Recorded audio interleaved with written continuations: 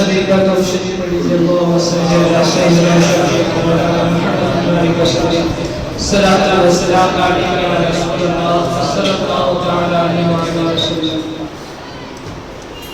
حضور اعلیٰ حضرت کا کلام ہے، آپ فرماتے ہیں لم یأتی نذیرک فی نظرک، یا رسول اللہ آپ جیسا میں نے کسی کو دیکھا ہی نہیں ہے۔ کیوں؟ مثل نشد پیدا جا، کیونکہ یا رسول اللہ آپ جیسا کسی ماں نے جنا ہی نہیں، کسی ماں نے پیدا ہی نہیں کیا۔ پھر کہتے ہیں جب راج کو تاج تورے سر سو، یا رسول اللہ جب کا تاج آپ کے سر پہ ہی سجتا ہے۔ مثل نشد پیدا جانا جب راج کو تاج تورے سر سو، ہے تجھ کو شہے دوسرا جانا۔ یا رسول اللہ ہم نے جان لیا کہ دونوں جہانوں کے مالک و مختار آپ ہیں۔ اب اس کو ترجمہ سماعت فرمائیں۔ لم یأتی نذیرک فی نظر، لم یأتی نذیرک فی نظر، لم یأتی نذیرک فی نظر، مثل تو نشد پیدا جانا، لم یأتی نذیرک فی نظر، لم یأتی نذیرک فی نظر، مثل تو نشد پیدا جانا، جب راج کو تاج تورے سر سو، جب راج کو تاج تورے سر سو، ہے تجھ کو شہر دوسرا جانا ہے، تجھ کو شہر دوسرا جانا ہے، تجھ کو شہر دوسرا جانا۔ مکھ چند بدشاہ شانی ہے، مکھ چند بدشاہ شانی ہے، ماتھے چمکے لاڈ نورانی ہے، ماتھے چمکے لاڈ نورانی ہے، ماتھے چمکے لاڈ نورانی ہے، کالی کالی زلف تھے مستانی ہے، کالی زلف تھے مستانی ہے، مخمور آنکھیں میں نعمت بھری، لم یأتی نذیرک فی نظر، لم یأتی نذیرک فی نظر، ایسی صورت میں جانا،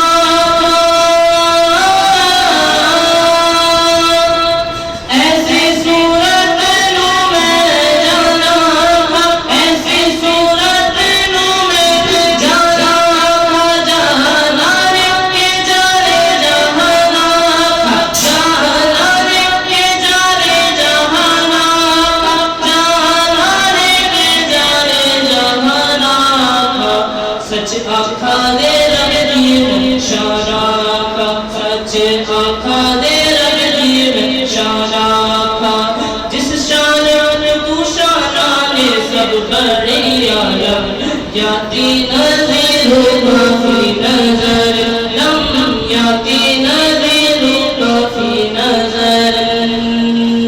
مقطع کا شعر سماعت فرمائیں۔ سبحان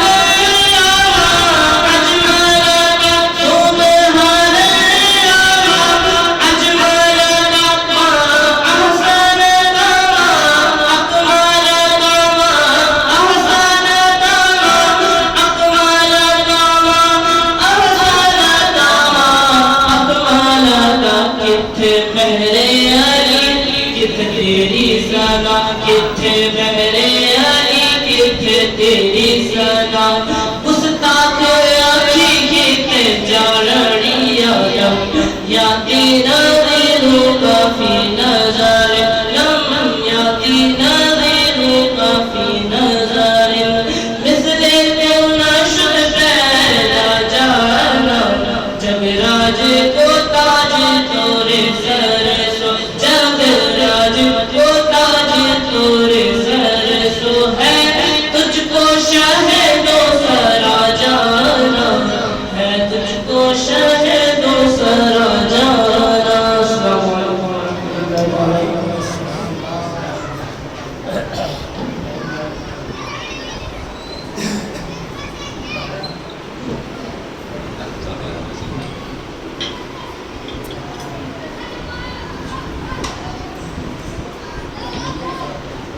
سامعین مجلس السلام علیکم ورحمۃ اللہ وبرکاتہ۔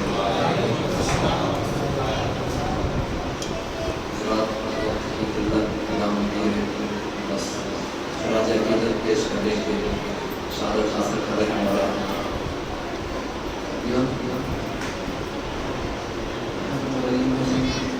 اعلیٰ حضرت سرکار کے نعت لکھے ہوئے آپ تک پہنچا رہا ہوں۔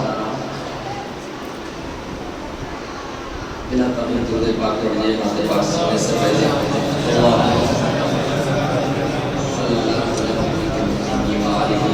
صلی اللہ علیہ وسلم السلام علیکم یا رسول اللہ صلی اللہ علیہ وسلم۔ اس مجلس کا مقصد ہے کہ نعت شریف بیان روز ہوتے رہتے ہیں، اس کا صرف مقصد ہے حسنین کریمین کی بارگاہ میں خراج عقیدت پیش کرنا۔ ہم سنا کر پیش کر رہے ہیں، آپ سن کر پیش کر رہے ہیں، لیکن ہماری سے زیادہ فضلت آپ کو حاصل ہے۔ بلا تمہیں ایک بار مچل کر کے دیجیے سبحان اللہ۔ اعلیٰ حضرت سرکار فرماتے ہیں ان کی مہک نے دل کے مجھے کھلا دیے ہیں، دیجیے سبحان اللہ۔ ان کی مہک نے دل کے مجھے کھلا دیے ہیں، ان کی مہک نے دل کے مجھے کھلا دیے ہیں، ان کی مہک نے دل کے مجھے کھلا دیے ہیں، ان کی مہک نے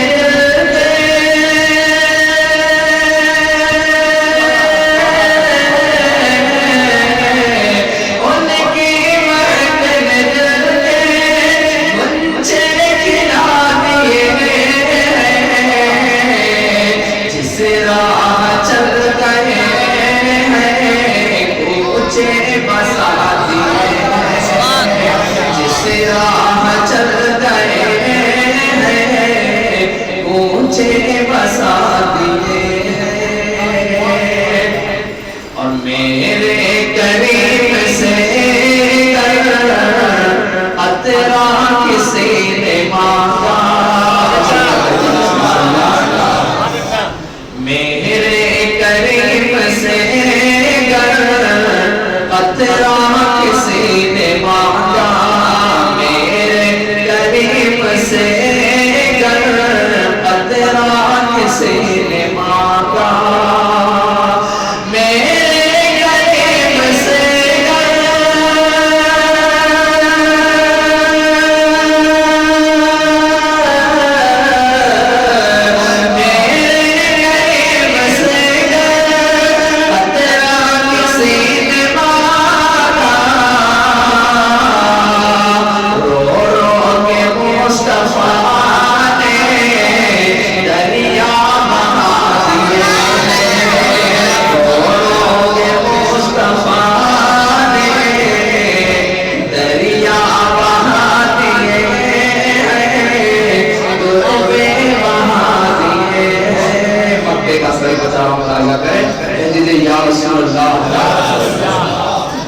ملک سخن کے شاہی تم کو رضا مسلم، ملک سخن کے شاہی تم کو رضا مسلم، ملک سخن کے شاہی تم کو رضا مسلم، ملک سخن کے شاہی تم کو رضا مسلم، ملک سخن کے شاہی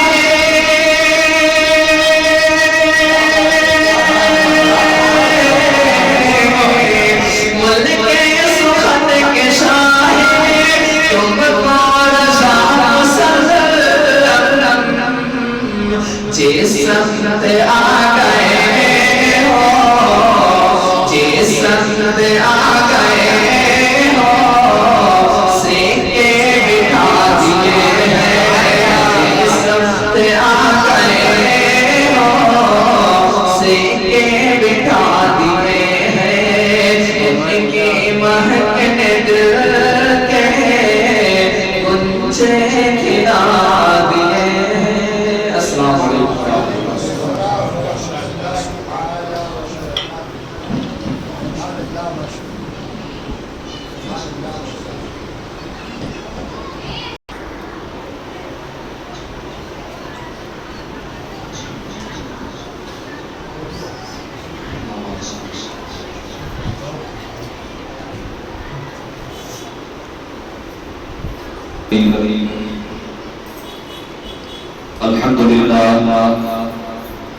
الحمد لله رب العالمين والعاقبة للمتقين والصلاة والسلام على سيد الأنبياء والمرسلين وعلى آله وأصحابه الطيبين الطاهرين أما بعد فأعوذ بالله من الشيطان الرجيم بسم الله الرحمن الرحيم ولنبلونكم بشيء من الخوف والجوع ونقص من الأموال والأنفس والثمرات وبشر الصابرين آمنت بالله صدق الله العظيم وصدق رسوله النبي الحبيب المكي الكريم ونحن على ذلك من الشاهدين والشاكرين والحمد لله رب العالمين.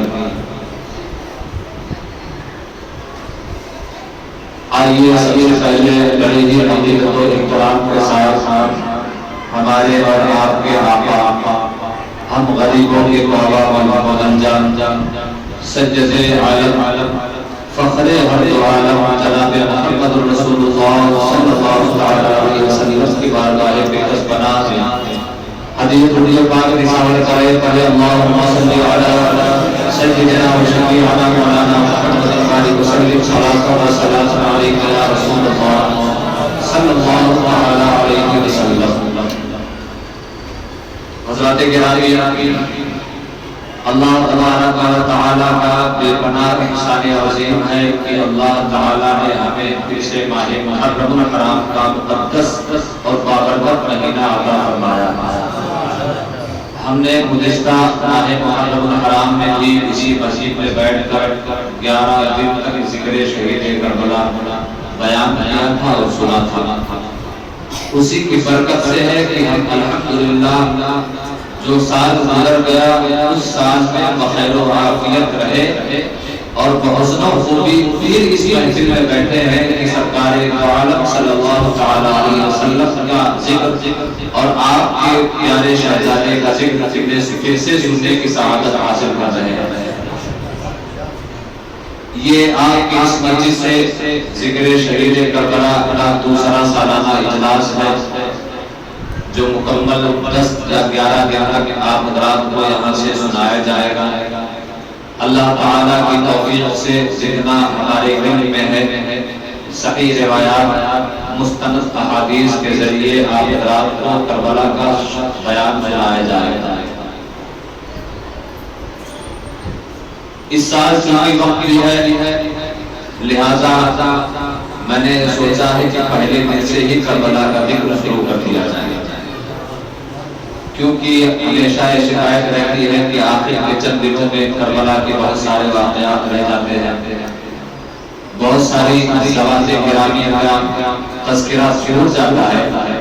لہذا اللہ تعالیٰ نے جتنا مجھے توفیق دیا اپنی حیثیت کے مطابق میں آپ حضرات کو آج ہی سے کربلا اور اہل کربلا کے بارے میں بتانے کی کوشش کروں گا. آئیے میں سنانے سے قبل سرکار دو عالم صلی اللہ علیہ وسلم سے پہلے سماعت جانی کر لی جائے, اس کے بعد ذکر اہل بیت شروع کیا جائے گا. محبت کے ساتھ ان کے پاس سمانے اللہم صلی علی سیدنا مولانا محمد علیہ وسلم علیہ یا رسول اللہ صلی اللہ علیہ وسلم. کائنات میں سب سے حسین اور سب سے نرم و نازک اگر کوئی چیز ہوتی ہے تو وہ پھول میں بہت سارے اقسام ہیں. گلاب کا پھول ہے, چمیلی کا پھول ہے, چمپا کا پھول ہے, بہت سارے پھول کے اقسام. حاصل کلام یہ ہے کہ جو پھول ہوتا ہے وہ اپنی خوشبو اپنی نرم و نازکیت کے اعتبار سے لوگوں میں بہت پسندیدہ ہوتا ہے, مگر کائنات میں ایسی شخصیت بھی ہے جو ان تمام پھولوں سے بھی بڑھ کر نرم و نازک ان تمام پھولوں کی خوشبوؤں سے بڑھ کر بھی خوشبودار سرکار اعلیٰ حضرت فرماتے ہیں. آئیے سنتے ہیں محبت کے ساتھ ایک بار کہیں سبحان اللہ. سرکار قدم ہے کنے سلطان زمان پھول سرکار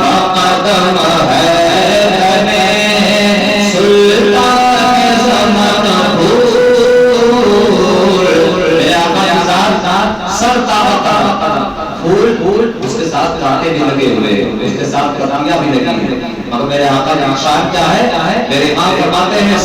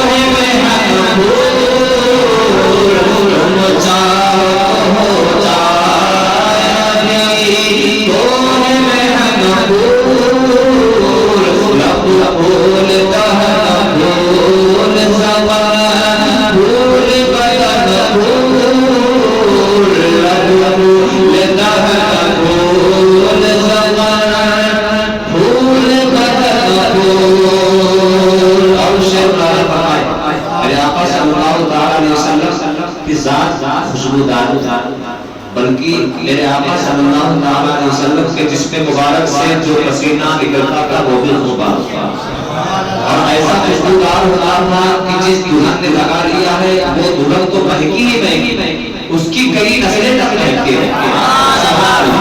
یہ شان ہے میرے آقا۔ تو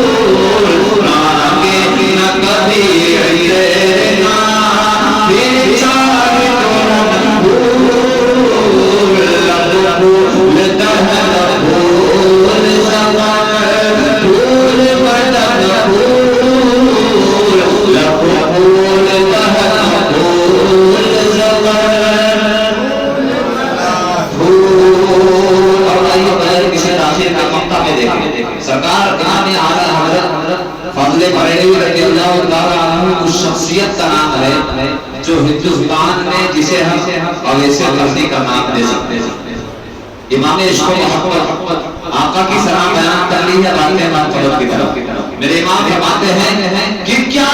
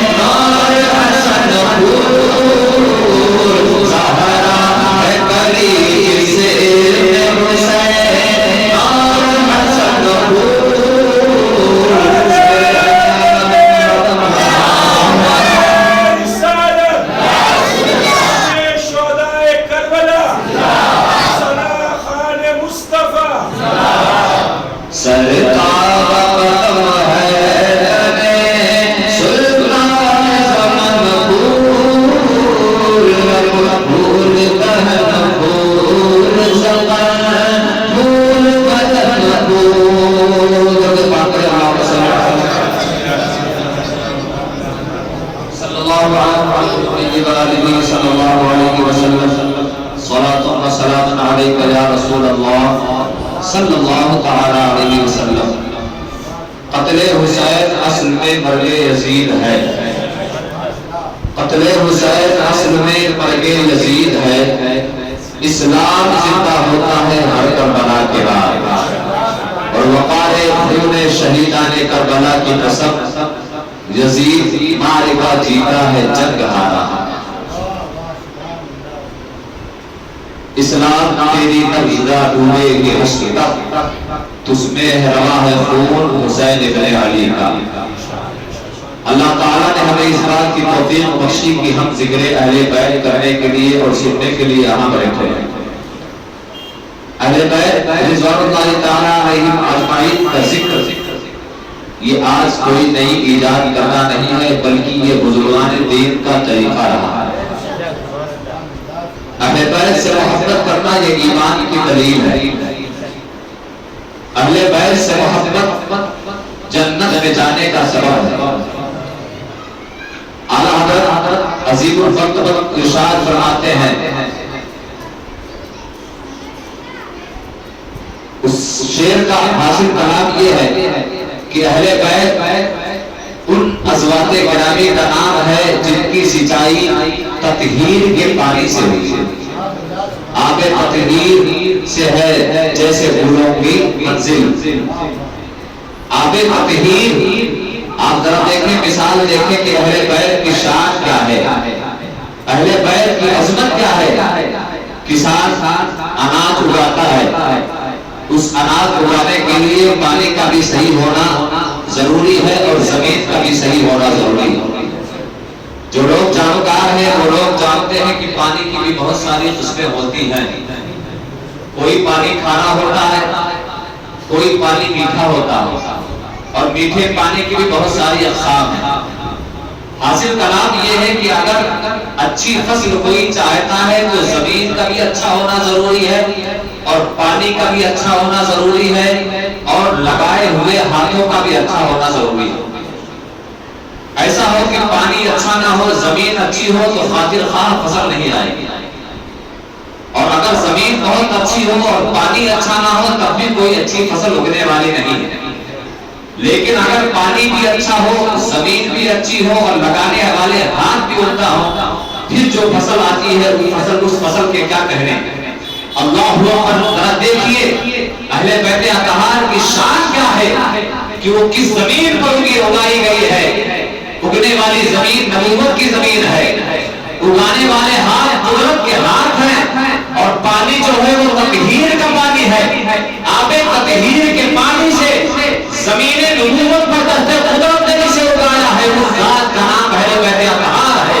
اللہ اکبر، اہل بیت کی شان یہ ہے کہ جس کو آب تطہیر سے اگایا گیا ہے، زمین نبوت پر اگایا گیا ہے، اور اللہ تعالیٰ کی دست قدرت سے اگایا گیا ہے، جس کو اللہ کے دست قدرت نے اگایا ہے اور زمین نبوت پر اگایا گیا ہے، اور آب تطہیر کا پانی جس پر ہو، ان ازواج گرامی کی عظمت کا اور ان کی عظمتوں کا عالم کیا ہوگا یہ ہم تمام سمجھ ہی نہیں سکتے۔ اسی لیے میرے آقا صلی اللہ تعالی علیہ وسلم نے ارشاد فرمایا، اے لوگوں تم لوگ بہت سارے اعمال کرتے ہو، کسی عمل کے سلسلے میں یہ ہمیں سرٹیفکیٹ نہیں دیا گیا ہے کہ تم جنت میں میرے درجے میں رہو۔ آپ کوئی بھی عمل کرنے، کوئی عمل اس بات کی ضمانت نہیں دیتی ہے کہ اس عمل کے ذریعے آپ جنت میں جناب محمد رسول اللہ صلی اللہ تعالی علیہ وسلم کے ساتھ آپ کے درجے میں رہیں گے، مگر قربان جائیے میرے آقا اور ان کی آل پر۔ میرے آقا نے ہم مسلمانوں کو، ہم اہل سنت والجماعت کو یہ خوشخبری بھی سنا دی کہ تم اور عمل کرتے ہو، اس عمل کے لیے کوئی ضروری نہیں ہے کہ تم جنت میں میرے ساتھ میرے درجے میں ہو، مگر ایک عمل میں تمہیں بتاتا ہوں، اگر اس عمل کو تم نے کر لیا تو اس عمل کی بنیاد پر تم جنت میں میرے درجے میں میرے ساتھ میں رہو گے۔ آقا نے فرمایا کہ جو دنیا میں میرے اہل بیت سے محبت رکھتا ہے وہ جنت میں میرے ساتھ میرے درجے میں رہے گا۔ جو دنیا میں میرے اہل بیت سے محبت رکھتا ہے وہ جنت میں میرے درجے میں رہے گا۔ اللہ اکبر، مصطفیٰ جان رحمت صلی اللہ تعالی علیہ وسلم کی شان کیا شان ہے، آپ کے حجرہ مبارکہ کی شان کا کوئی اندازہ نہیں لگا سکتا۔ اس دنیا میں اگر جو موجود ہے تو حضور اکرم صلی اللہ تعالی علیہ وسلم کے حجرے میں جانے کی حیثیت نہیں رکھتے ہیں، تو جنت میں درجے، جنت میں آپ کے درجے میں جانے کی حیثیت نہ رکھتے ہیں۔ آپ کے حجرے کا عالم یہ ہے کہ بے اجازت جن کے گھر جبریل بھی آتے نہیں، قدر والے جانتے ہیں، قدر و شان اہل بیت جب حجرے کا عالم یہ ہے تو جنت کی شان کیا ہوگی اور اس جنت کے درجے کا عالم کیا ہوگا؟ اگر میرے آقا کی محبت کرنے والوں، میرے آقا کے شہدائیوں، اہل بیت سے محبت کرنے والوں قربان جاؤ، آقا نے فرمان دیا ہے جو میرے اہل بیت سے اس دنیا میں محبت کرے گا وہ جنت میں میرے ساتھ میرے درجے میں رہے گا۔ اب آپ دیکھیں کوئی سوال کرنے والا سوال کر سکتا ہے کہ آپ کہتے ہیں کہ جنت میں آپ حضور کے درجے میں جائیں گے تو آپ کا درجہ اور حضور کا درجہ برابر ہو گیا؟ سوال کرنے والا سوال کر سکتا ہے کہ جنت میں آپ حضور کے درجے میں جا رہے ہیں تو کیا آپ اور حضور برابر ہے؟ آئیے ذرا اس کو سمجھ لیتے ہیں۔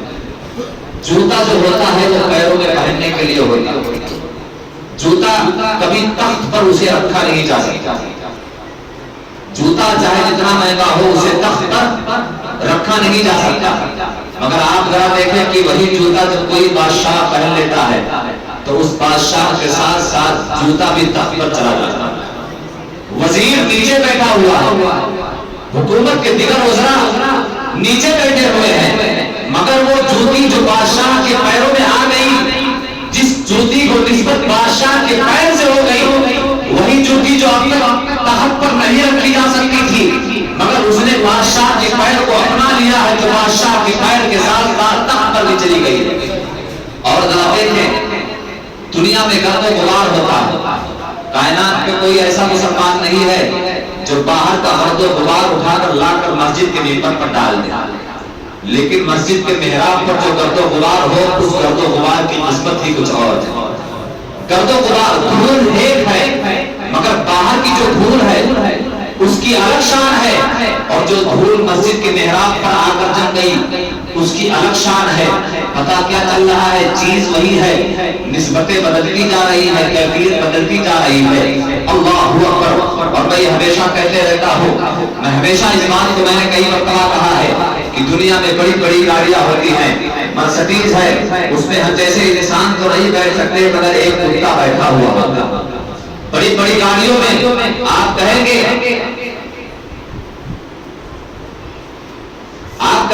کتا بڑی گاڑی میں بیٹھا ہے، میں کہتا ہوں کہ یہ کتے کی حیثیت نہیں ہے، بقر بلکہ کتے کا جو مالک ہے وہ بہت بڑا آدمی ہے، کتے نے غلامی اختیار کر لی ہے کسی بڑے آدمی کی، اس لیے بڑی گاڑی میں بیٹھا ہوا ہے۔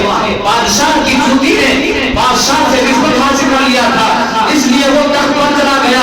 خدا کی قسم جب بادشاہ کی جوتی بادشاہ سے نسبت حاصل کر لے، دنیا کا کتا اگر کسی بڑے آدمی کی غلامی میں آ جائے تو بڑی گاڑیوں میں جا سکتا ہے، تو ہم حسین غلام ہیں، جب حسین کا غلام حسین سے نسبت حاصل کر لے وہ تو جنت میں کیوں نہیں جاتا؟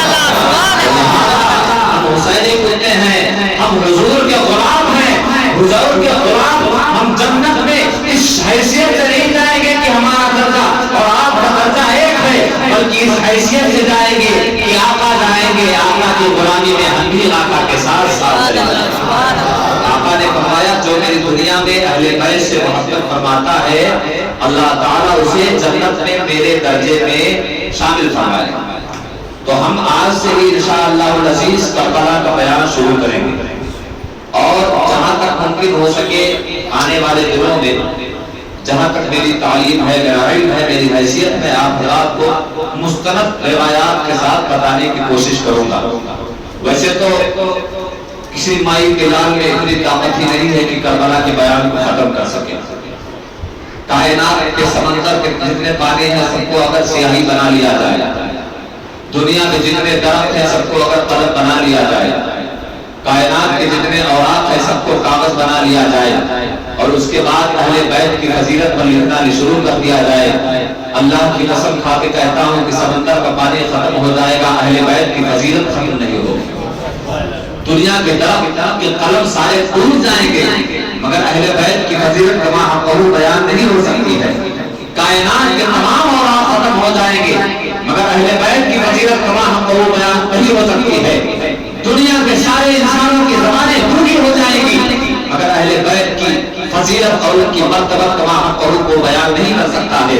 لہذا ہم اپنے حیثیت کے مطابق اور اللہ کی توفیق کے مطابق انشاءاللہ العزیز کربلا بیان کریں گے، اور کربلا کا بیان کرنا اسی مناسبت سے میں نے آیت کریمہ کی تلاوت کا شرف حاصل کیا. رب قدیر ارشاد فرماتا ہے وَلَنَبْلُوَنَّكُمْ ہم تم کو ضرور آزمائیں گے. وَلَنَبْلُوَنَّكُمْ ہم تم کو ضرور آزمائیں گے. کربلا دیکھیں ہر سال دہرایا جاتا ہے. ہر آنے والے محرم میں کربلا کا ذکر دہرایا جا رہا ہے. آج سے نہیں بلکہ 1400 سال سے کربلا کی یاد دلایا جا رہا ہے. کربلا کا ذکر کرنا یا اہل سنت و جماعت قانون نے نیا نہیں نکالا ہے، بلکہ جو روافض کہتے ہیں کہ کربلا کا ذکر ہم نے شروع کیا ہے.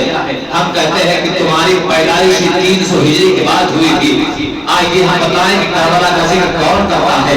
کربلا کا ذکر سب سے پہلے میرے آقا جناب محمد رسول اللہ صلی اللہ علیہ وسلم نے کیا ہے. وہ اس طور پر کہ جب سیدنا امام علی مقام کی ولادت ہوئی اور آپ کو حضور اکرم صلی اللہ علیہ وسلم کے گود مبارک پر دیا گیا تو آپ نے اسی وقت بتا دیا تھا کہ میرا بیٹا یہ کربلا میں شہید کر دیا جائے گا. اللہ اکبر. کربلا کا ذکر حضور صلی اللہ علیہ وسلم امام حسین کی ولادت کے وقت ہی کر رہے ہیں اور اس سے بھی بہت پہلے کربلا کا ذکر کیا جا چکا ہے. آپ حضرات ابھی آگے ملاحظہ کریں گے. جب ملاحظہ کر چکے ہیں جب سر امام حسین کو کوفی لوگ یا یزیدی لوگ دمشق یا کوفہ لے جا رہے تھے تو راستے میں ایک گرجا گھر پڑا تھا. اس گرجا گھر کی دیوار پر ایک شعر لکھا تھا جس کا ترجمہ یہ تھا کہ جو لوگ اپنے نانا کے نواسے کی گردن کاٹ دے رہے ہیں وہ کیسے اس بات کی تمنا رکھتے ہیں کہ میدان محشر میں آقا ان کی شفاعت کریں گے. جب ان پوریوں نے اس شعر کو دیکھا تو گرجا گھر کے راہب سے پوچھا اس شعر کا مطلب کیا ہے اور یہ شعر کب سے لکھا ہوا ہے. تو اس راہب نے بتایا تھا میں تو یہ نہیں جانتا کہ کب سے لکھا ہے مگر اتنا میرے پہلے آنے والے راہبوں نے بتایا تھا کہ یہ تمہارے نبی کی دنیا میں آمد سے پہلے 500 سال پہلے سے یہ شعر یہاں پر لکھا ہوا. 500 سال میرے آقا صلی اللہ علیہ وسلم کی اس دنیا میں آمد سے 500 سال پہلے وہ شعر لکھا ہوا تھا. کربلا ذکر کا ذکر آج سے نہیں بلکہ ہزاروں سال پہلے سے ہو رہا ہے. اور سب سے پہلے کربلا کا ذکر اگر ہم اہل سنت و جماعت نے کسی نے کیا ہے تو میرے آقا صلی اللہ علیہ وسلم کی ذات نے. آپ دیکھیں میرے آقا صلی اللہ علیہ وسلم کی پیاری بیٹی سیدہ خاتون جنت فاطمہ الزہرا رضی اللہ تعالی عنہا کے یہاں ولادت ہوتی ہے. سید الشہداء سیدنا امام حسین رضی اللہ تعالی عنہ جب آپ کی ولادت ہوتی ہے تو آپ کو حضور صلی اللہ علیہ وسلم کی گود میں دے دیا جاتا ہے. سبحان اللہ. اور ذرا قدرت دیکھیں, تقدیر دیکھیں.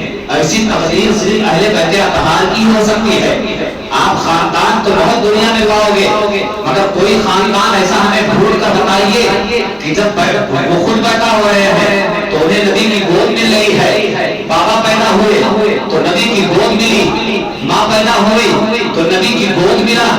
اللہ اور بڑے بھائی پیدا ہو رہے ہیں تو نبی کا گود مل رہا ہے. بہن پیدا ہو رہی ہے تو نبی کا گود مل رہا ہے. کائنات میں کوئی ایسا خاندان نہیں ہے کہ ہر پیدا ہونے والا پیدا ہو رہا ہے. باپ علی پیدا ہوئے تو نبی کی گود میں آ گئے. ماں فاطمہ پیدا ہوئی تو نبی کی گود میں آ گئے. بھائی حسن پیدا ہوئے تو نبی کی گود میں آ گئے. بہن زینب پیدا ہوئی تو ان کو بھی نبی کا گود ملا.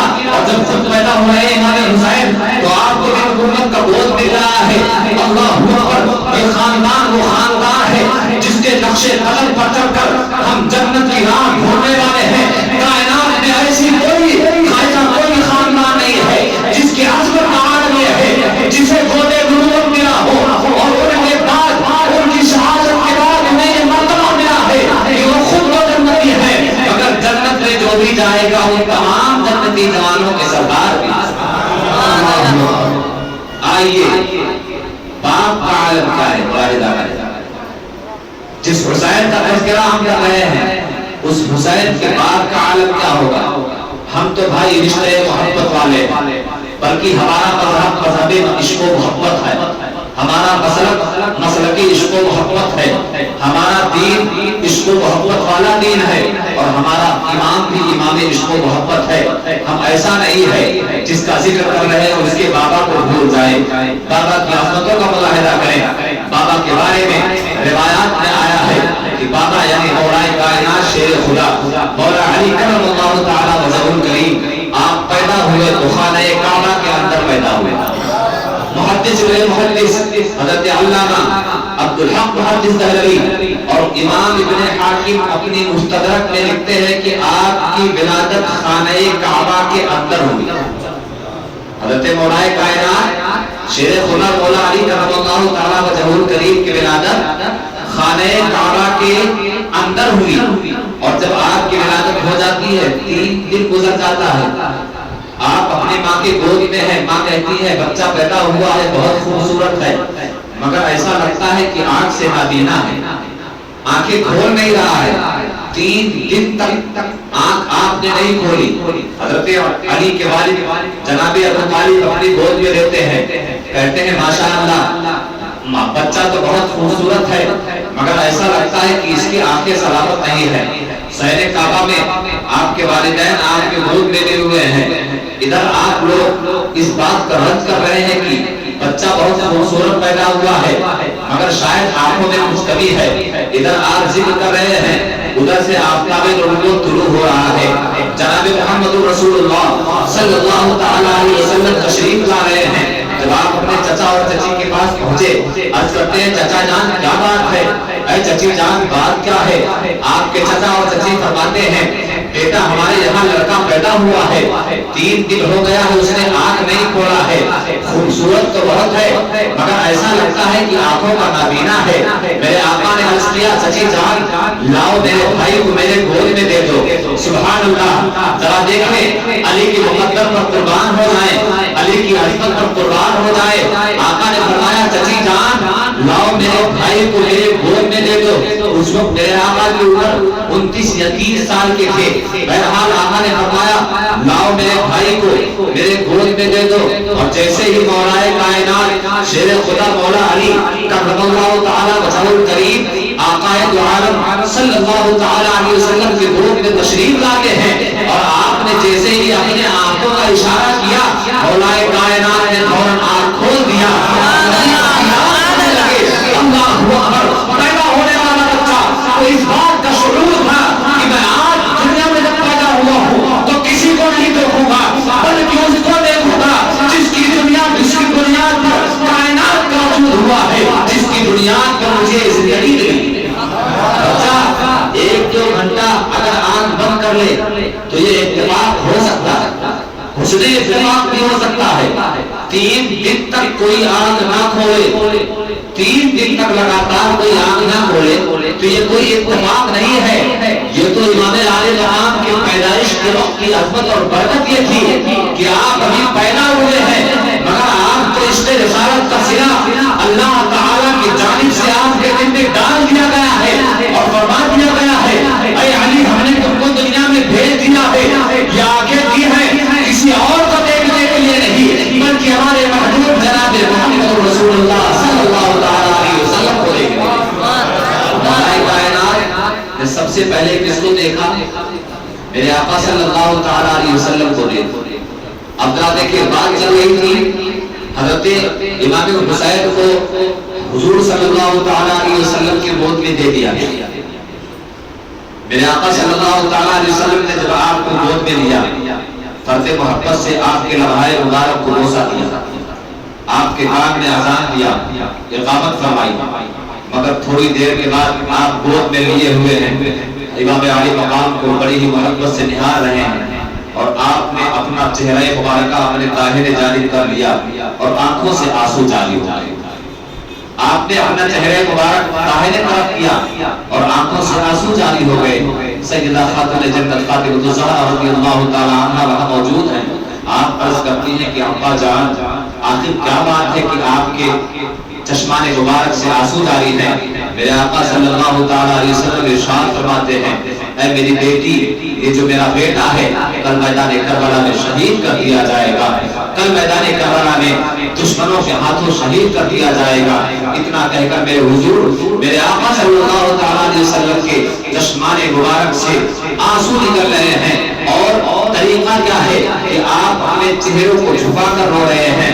اب یہاں پر ایک مسئلے کا میں نفاذ کرتا چلوں، وہ لوگ جو کہتے ہیں کہ کہ حسین کی یاد میں ماتم کرنا، سینہ پیٹنا، نوحہ کرنا یہ سنت رسول ہے، یہ سنت رسول نہیں ہے، بلکہ محبت کے ساتھ خاموشی کے آنسو گرانا یہ سنت رسول ہے۔ لہذا جو لوگ امام حسین کے نام پر ماتم کرتے ہیں، نوحہ کرتے ہیں، یہ رسول کی سنت نہیں ہے بلکہ یہ تمہاری بنائی ہوئی سنت ہے جسے تم سنت کا نام دیتے ہو۔ اور جو لوگ اس بات کا انکار کرتے ہیں کہ محبت کے ساتھ خاموشی کے آنسو گرانا منع ہے، اس بات کی تردید ہو گئی کہ میرے آقا نے محبت کے ساتھ خاموشی کے ساتھ آنسو بھی گرائے۔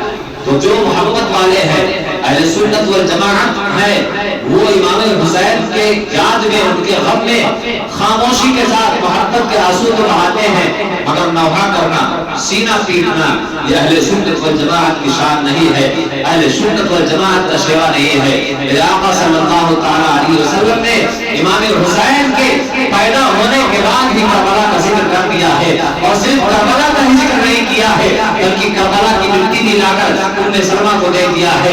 اللہ اکبر، فرماتے ہیں ام سلمہ کہاں ہے، بلایا جائے، ام سلمہ آتی ہے، عرض کرتے ہیں ام سلمہ یہ شیشی ہے اور اس میں کربلا کی مٹی ہے، اس مٹی کو لے لو، جس دن امام حسین کربلا میں شہید کر دیے جائیں گے اس دن یہ مٹی لال ہو جائے گی۔ اللہ اکبر۔ ابھی کچھ لوگ یہاں پر بھی بدمعاشی کرتے ہیں اور عرض کرتے ہیں کہ وہاں پر سیدہ عائشہ بھی موجود تھی، آپ نے ام المؤمنین حضرت سلمہ کو شیش مٹی دیا، اماں عائشہ کو نہیں دیا ہے، لہذا وہ اس بات کی دلیل نکالتے ہیں کہ اماں عائشہ صدیقہ رضی اللہ تعالی عنہا اہل بیت اطہار سے روز رکھتی تھی، اسی بنیاد پر آپ کو شیشی نہیں دی گئی ہے۔ معاذ اللہ رب العالمین، وہ لوگ نادان ہیں جو ایسے سوالات پیدا کرتے ہیں۔ خدا کی قسم، حضرت عائشہ صدیقہ رضی اللہ تعالی عنہا سے خاتون جنت فاطمہ الزہرا رضی اللہ تعالی عنہا کی شان میں جتنی احادیث مروی ہیں اتنی احادیث کسی سے روایت نہیں ہے جتنی کہ سیدہ عائشہ صدیقہ رضی اللہ تعالی عنہا سے مروی ہے۔ اور دوسرا جواب یہ بھی ہو سکتا ہے، اس بات سے آقا نے کیا فرمایا، ام المؤمنین ام سلمہ کو بلایا جائے، اور آپ نے وہ شیشی ام سلمہ کے ہاتھ میں دیا۔ یہاں پر حضور کا علم غیب بھی ثابت ہوتا ہے، حضور کا علم غیب بھی ثابت ہوتا ہے۔ فاطمہ کے ہاتھ میں دیتے، عائشہ کے ہاتھ میں دیتے یا کسی دوسرے کے ہاتھ میں دیتے، مگر میرے آقا کی نگاہ علم غیبیت اور نگاہ نبوت دیکھ رہی تھی کہ جب کربلا کا واقعہ رونما ہوگا اس وقت تو نہ میں رہوں گا ظاہرا، نہ میری بیٹی فاطمہ رہے گی، نہ عائشہ رہے گی، بلکہ اگر کوئی باقیات رہے گا تو ام سلمہ رہے گی۔ لہذا نبی کا علم غیب یہ دیکھ رہا تھا کربلا کی تاریخ کے وقت ہم میں سے کوئی زندہ نہیں رہے گا، صرف اور صرف یہ ام المؤمنین ام سلمہ زندہ رہے گی، اس لیے میرے آقا نے وہ شیشی ام سلمہ کے ہاتھ میں دی۔ تو میرے آقا صلی اللہ تعالی علیہ وسلم کربلا کا ذکر کر رہے ہیں، اور یہ کب کر رہے ہیں جب کربلا کا واقعہ رونما ہوا ہی نہیں۔ اسی بنیاد پر ہم نے آج آیت کریمہ کی تلاوت کا شرف حاصل کیا۔ اللہ تعالی ارشاد فرماتا ہے وَلَنَبْلُوَنَّكُمْ، ہم تمہیں ضرور آزمائیں گے، بِشَيْءٍ، چند چیزوں سے، ہم تمہیں ضرور آزمائیں گے چند چیزوں سے۔ وہ چند چیزیں کون ہیں؟ من الخوف، خوف سے، والجوع، بھوک سے، ونقص من الاموال، مال میں کمی دے کر، والانفس، اور جان میں کمی دے کر، والثمرات، اور میوات اور پھلوں میں کمی دے کر۔ اللہ اکبر، اللہ تعالی قرآن پاک میں ارشاد فرما رہا ہے ہم تم کو ضرور آزمائیں گے، مگر کائنات میں اللہ سب کو آزماتا ہے، مگر کسی کو خوف سے آزماتا ہے، کسی کو بھوک سے آزماتا ہے، کسی کو اولاد سے آزماتا ہے، کسی کو مال سے آزماتا ہے، کسی کو دولت سے آزماتا ہے۔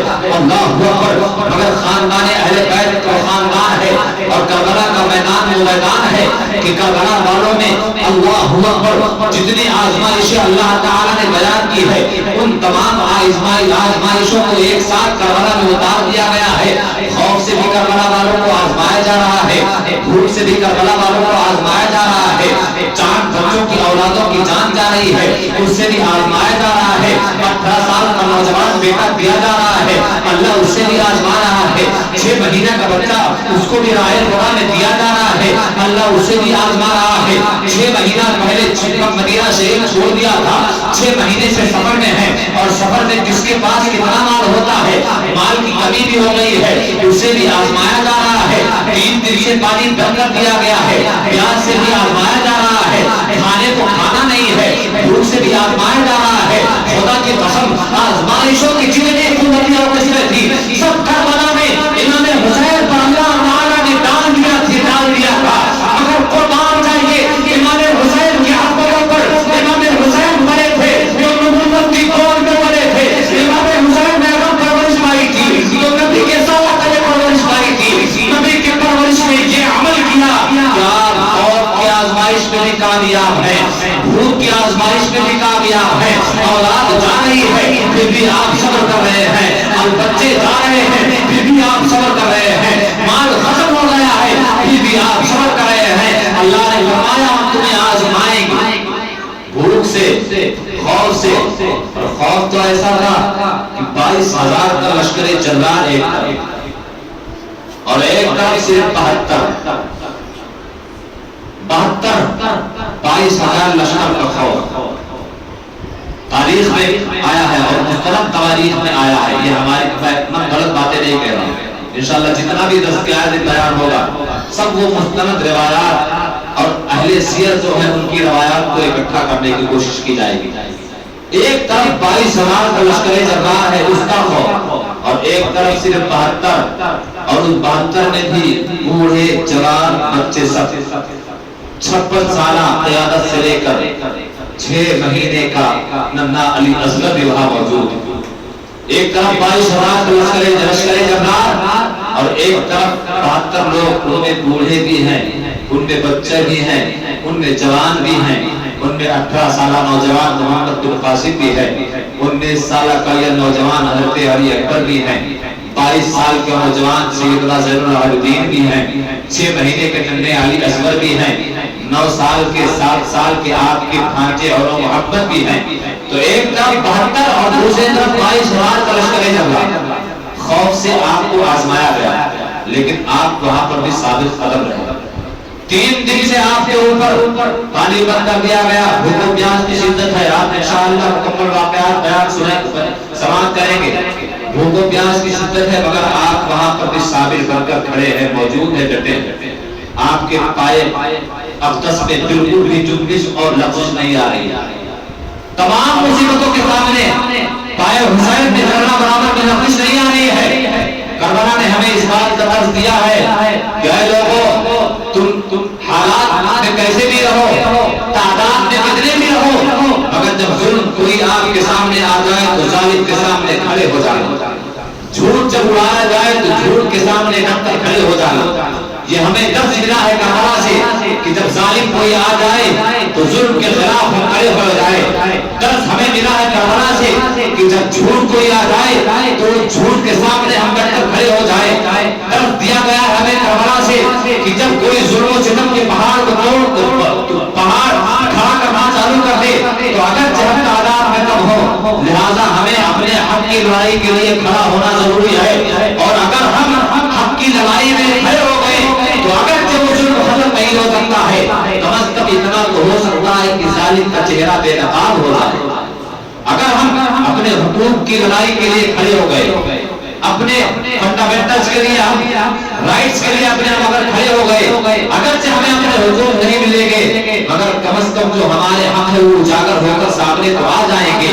اگر ہم ظالم کے ظلم کے سامنے کھڑے ہو گئے، ظالم کو اگر ہم ختم نہیں کر پایا تو ہمارے آنے والی نسلوں کے لیے ایک راہ مل جائے گی، ایک مشعل راہ تیار ہو جائے گا، اور ہمارے آنے والی نسلیں ہمارے اچھے قدم پر چلیں گے، انشاءاللہ ہماری آنے والی نسلیں ضرور اس ظلم کا خاتمہ کریں گے۔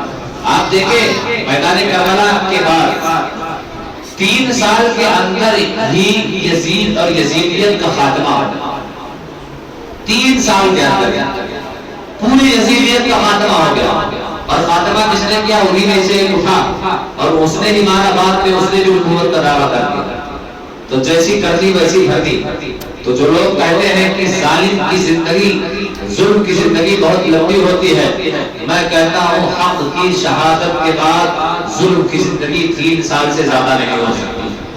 حق کی شہادت کے بعد ظلم کی زندگی 3 سال سے زیادہ ہو نہیں سکتی ہے۔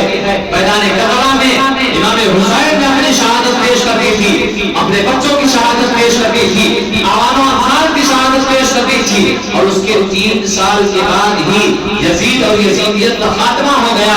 آج کوئی یزیدی نہیں ہے. یزیدی ظاہر و فکر رکھنے والے تو ہیں مگر یزیدیت کا نام ختم ہو گیا ہے. یزیدیت دم توڑ چکی ہے. یہی وجہ ہے کہ آج آپ جس گھر میں دیکھیں کوئی غلام حسین نظر آئے گا, کوئی غلام حسن نظر آئے گا. اگر آج کوئی کتنا بھی بڑا شیطان اپنے آپ کو کہتا ہے, اگر وہ اپنے بیٹے کا نام یزید یا ابن یزید رکھنے کو تیار نہیں ہے. یہ اصل جیت ہے امام حسین. امام حسین نے میدان کربلا میں کیا کہا تھا؟ لوگ کہتے ہیں کہ یہ حکومت کی جنگ تھی, یہ اسلام کی جنگ نہیں تھی, بلکہ یہ ذاتی جنگ تھی, سیاسی جنگ تھی. اللہ اکبر. آپ ذرا دیکھیں, پہلا دن ہے, آپ سمجھ لیں, پہلے دن سے یہ بات ذہن میں ڈال لیں کہ آخر یہ جنگ کیسی تھی. اگر حکومت کی لالچ ہوتی تو اگر امام حسین رضی اللہ تعالیٰ عنہ یزید کے ہاتھ پر بیعت کر لیتے تو حکومت آپ کو مل جاتی. اگر دولت کی لالچ ہوتی, اگر آپ بیعت کر لیتے تو دولت کا انبار آپ کے گھر میں ڈال دیا جاتا. یزید نے کہا بیعت کر لو, امام نے کہا ہاتھ نہیں ہوتا. دیکھیں, کسی بات پر معاملہ کوئی معاملہ ہوتا ہے, اسی معاملوں کے لے کر جنگیں ہوتی ہیں. فلاں ملک مجھے چاہیے, کسی نے کہا میں نہیں دوں گا. ملک لینے کے لیے جنگ ہوتی ہے. اگر لینے والا ملک پا گیا تو وہ فاتح ہوتا ہے, اور جس نے ملک جو دے دیا وہ شکست خوردہ ہوتا ہے. یہاں پر معاملہ کیا تھا؟ امام حسین نے فرمایا یزید میں تجھے اپنا ہاتھ نہیں دوں گا. یزید کہتا تھا بیعت کر لو, امام نے کہا ہاتھ نہیں دوں گا. میدان کربلا کی تاریخ میں آپ نے ہمیشہ سنا ہے, آپ ذرا میدان کربلا کی تاریخ میں سنیں گے اور آپ دیکھ بھی رہے کہ امام حسین اپنے وعدے پر اٹل رہے. آپ نے سر دے دیا مگر ہاتھ نہیں دیا. سر دے دیا مگر ہاتھ نہیں دیا. تو آپ بتائیں, معاملہ اس بات کا رہا, یزید کہتا تھا ہاتھ چاہیے, حسین نے کہا ہاتھ نہیں دوں گا, سر دے دوں گا. تو امام حسین نے ہاتھ نہیں دے دیا, سر دے دیا. تو آپ کو بھی فیصلہ کرے اس جنگ میں جیتنے والا کون ہے, اس جنگ میں فاتح کون ہے. اس جنگ کا فاتح بلا تشبیہ و تمثیل میرے آقا صلی اللہ تعالی علیہ وسلم کے پیارے بیٹے سیدنا امام حسین ہیں.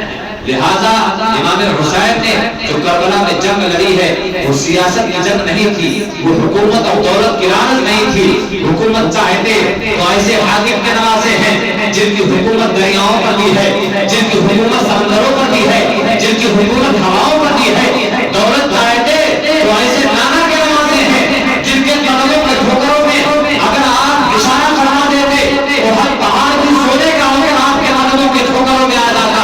اللہ اکبر. ایسے نانا کے نواسے ہیں, جس نانا کا یہ عالم ہے تو اس کے نواسے کا بھی بہت بلند عالم ہوگا. لہذا میرے امام حسین حکومت کے لیے, سیاست کے لیے وہاں نہیں گئے تھے, بلکہ اسلام کی بقا اور اسلام کی حقانیت کو بچانے کے لیے آپ کربلا میں گئے. اسلام کی حقانیت کو, جھوٹ کے خلاف آپ کھڑے ہوئے, ظلم کے خلاف آپ کھڑے ہوئے. آپ نے امام حسین رضی اللہ تعالیٰ عنہ نے اصل میں صرف مسلمانوں پر ہی احسان نہیں کیا ہے بلکہ کائنات, پوری کائنات پر احسان کیا. آپ دیکھیں اس وقت مسلمانوں کی حکومت تھی. امیر معاویہ رضی اللہ تعالیٰ عنہ کے وصال کے بعد یزید زبردستی تخت پر بیٹھا. اس وقت تقریباً 9 لاکھ سے 90 لاکھ مربع میل پر مسلمانوں کی حکومت تھی. ایک دارالحکومت تھا مدینہ شریف, وہاں سے جو فرمان جاری ہوتا پوری دنیا کے لیے وہی فرمان ہوتا. یزید فاسق و فاجر تھا, زانی تھا, شرابی تھا, مکار تھا, سارے قسم کی برائیاں اس کے اندر موجود تھی. یزید تخت نشین ہوا, وہ زنا کا عادی تھا, جس سے جس کا دل چاہتا زنا کر لیتا. اگر وہی حاکم رہتا تو حکومت کا فرمان ہو جاتا کہ زنا عام ہو جائے. جب زنا عام ہو جاتا تو نہ مسلمان کی بیٹیاں محفوظ رکھتی, نہ غیروں کی بیٹیاں محفوظ رکھتی. لہذا میرے آقا امام حسین رضی اللہ تعالیٰ عنہ اس خاندان کے پرورتے ہیں جس خاندان میں میرے آقا صلی اللہ تعالیٰ علیہ وسلم موجود ہیں. اور میرے آقا کی شان یہ ہے کہ لوگ اپنے خاندان میں جب کوئی وصال کرتا ہے تو مہینہ یاد کرتا ہے, 2 مہینہ یاد کرتا ہے, چند مہینے یاد کرتے ہیں, سال بھر یاد کرتے ہیں, اس کے بعد بھول جاتے ہیں.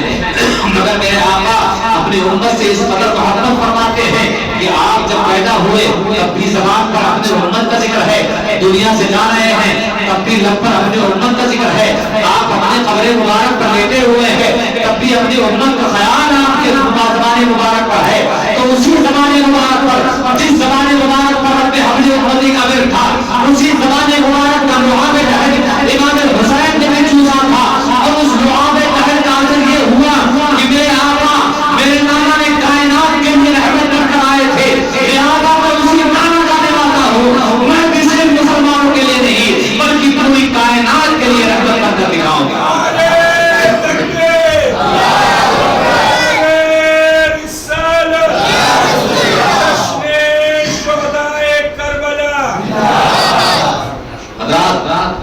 آپ دیکھیں آیت کریمہ کا ترجمہ ملاحظہ کر لیں، اس کے بعد سے بیان کریں۔ وَلَنَبْلُوَنَّكُمْ بِشَيْءٍ مِّنَ الْخَوْفِ وَالْجُوعِ وَنَقْصٍ مِّنَ الْأَمْوَالِ وَالْأَنفُسِ وَالثَّمَرَاتِ، بھوک سے آزمایا جائے گا، خوف سے آزمایا جائے گا، مال میں کمی کی باعث آزمایا جائے گا، جان کے ذریعے بھی آزمایا جائے گا، اور ثمرات کی تفسیر بہت سارے مفسرین کرام نے فرمایا کہ اولاد، تو اولاد کے ذریعے بھی آزمایا جائے گا۔ اور جو ان چیزوں میں آزمائے جانے کے بعد کامیاب ہو گیا تو اس کے لیے کیا بشارت ہے؟ جو ان چیزوں میں کسی کو خوف سے آزمایا گیا، جو صبر کرتا رہا، تو اس کے لیے اللہ تعالیٰ قرآن پاک میں ارشاد فرماتا ہے وَبَشِّرِ الصَّابِرِينَ، اور صبر کرنے والوں کے لیے خوشخبری ہے، صبر کرنے والوں کے لیے خوشخبری ہے۔ ہم اگر صرف خوف میں مبتلا ہو جائیں اور صبر پر ڈٹے رہیں، آزمائش میں مبتلا رہیں، صبر پر ڈٹے رہیں، تو اللہ تعالی ہمیں جنت کی خوشخبری سنانے والا ہے۔ اللہ اکبر۔